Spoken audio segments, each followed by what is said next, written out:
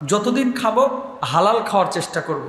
নবীজি সাল্লাল্লাহু আলাইহি ওয়াসাল্লাম যদি বকরি চড়াইতে পারে, নবীজি যদি আয় উপার্জনে হালাল পথ অবলম্বন করতে পারে, হালালের মধ্যেই শান্তি ভাই, হালালের মধ্যেই শান্তি। হালাল পয়সার ব্রয়লার মুরগিতে যে স্বাদ পাবেন, হারাম পয়সার ওই কাচ্চিতেও ওই স্বাদ পাবেন না, গরুর রেজালাতেও ওই স্বাদ পাবেন না। লিখে নিয়ে যান, হালালে এমন বরকত আল্লাহ তাআলা দিয়েছেন। প্রমাণ নেন। রিক্সাওয়ালারা ডাল আলু ভর্তা দিয়ে ভাত খায় যে স্বাদ পায়, হারামখোর সুদখোর আরেকজনের হক নষ্ট করে, এই বেটা জুমার দিনে গরুর গোস্ত, ছাগলের গোস্ত, মুরগির গোস্ত, ইলিশ মাছের কোপ্তা টোপ্তা এগুলো খাওয়াই শান্তি পাবে না, স্বাদ পাবে না, তারপরও রুচি ঠেকতেছে না এর মুখের মধ্যে। রিক্সাওয়ালার মুখে রুচির অভাব নাই। কারণটা কি? কায়িক পরিশ্রম করতেছে, হালাল উপার্জন করতেছে। আল্লাহ এমন বারাকাত তার জিহ্বার মধ্যে দিয়েছে, খাবারের মধ্যে দিয়েছে, যা জিহ্বার মধ্যে দিতেছে এটাই স্বাদ লাগতেছে। আর যখন বারাকাত উঠে যাবে, বরকত যখন উঠে যাবে, সন্তান থাকবে, কথা শুনবে না ভাই। কিছু বাপ মার সন্তান এখন আছে দেখবেন, কথা শুনে না।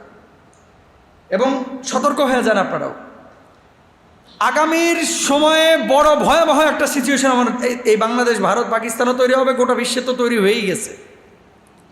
যেই সন্তানটার জন্য আজকে এত কষ্ট করছেন, অনেক বাপ আপনারা এখানে আছেন, রাস্তায় ওই যে যখন মুরগি টুরগি দেখেন পোড়ানো, মন চায় যে আমি একটু খাই, কিন্তু খায় না। যাই বাড়িতে নিয়ে যাই, সবাই একসাথে খাবো। আয়সা দেখলেন যে বাড়িতে আপনি এক টুকরাও পান নাই, ওই 4 বাচ্চা মিলে কাটাকাটি করে খাইছে। তো এত কষ্ট কাদের জন্য করতেছেন? সন্তানের জন্য না? কিন্তু এই সন্তান যদি আপনারা জাহান্নামে নেয়, এই সন্তান কি লাভটা হবে তখন? অনেক সন্তান আছে শুধু গাদ্দারি করে, শুধু গাদ্দারি করে, বয়স এখনো 20 বছর, বাপকে মারতে পর্যন্ত যায়। এরকম কোনো সন্তান যদি থাকে, তোমার কাছে হাত জোড় করে বলি ভাই, তুমি কারে মারতে যাচ্ছ? তুমি তোমার জান্নাতের দিকে আঘাত করেছো, ঠিক কিনা বলেন? হুমা জান্নাতু কানারুক, বাবা মা আপনার জান্নাত, বাবা মা আপনার জাহান্নাম। বাপ মাকে খুশি রাখবেন, আল্লাহর জান্নাতে যাবেন, বাপ মাকেও খুশি রাখবেন, আল্লাহর জাহান্নামে যাবেন।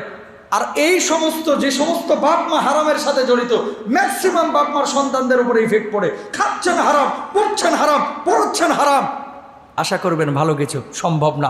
হারামের সাথে সম্পৃক্ত হবেন, আরাম চলে যাবে। কামান কম, এখন তো খালি টাকা টাকা, মাল ছাড়া কোনো কথাই নাই। যেখানে মাল সেখানে মাল কামান, কম কামান, কিন্তু হালাল পথে উপার্জন করেন, ছেলে মেয়ে মানুষ হবে। আর হারাম খাইবেন, এই অনেক ছেলেরাও জানে ভাই, বিশ্বাস করেন, আপনারা কষ্ট নিন না। ছেলেমেয়েরা 20 বছর হয়ে যাওয়ার পরে কিন্তু বুঝে বাপের মতিগতি, যে আমার বাপ কতটুকু সৎ আর কতটুকু অসৎ।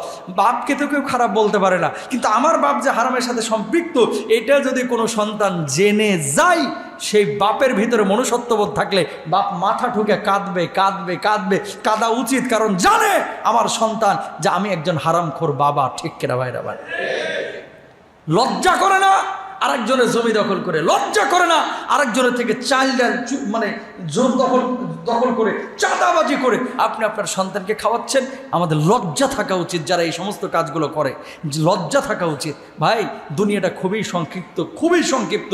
হারামের পথ ছাড়েন, হালালের পথে আসেন। এই যে গজবগুলো কেন আসতেছে? এমনি এমনি আসতেছে মনে করতেছেন? আকাশের বৃষ্টি এমনি বন্ধ হচ্ছে মনে করছেন? রাসূল সাল্লাল্লাহু আলাইহি ওয়াসাল্লাম বলে গেছে, অশ্লীলতা বেড়ে যাবে, জুলুম বেড়ে যাবে, যাকাত দেওয়ার প্রবণতা কমে যাবে, পাপে সয়লাভ হয়ে যাবে, আল্লাহ রাব্বুল আলামিন আসমানের বরকতের দরজা বন্ধ করে দেবে।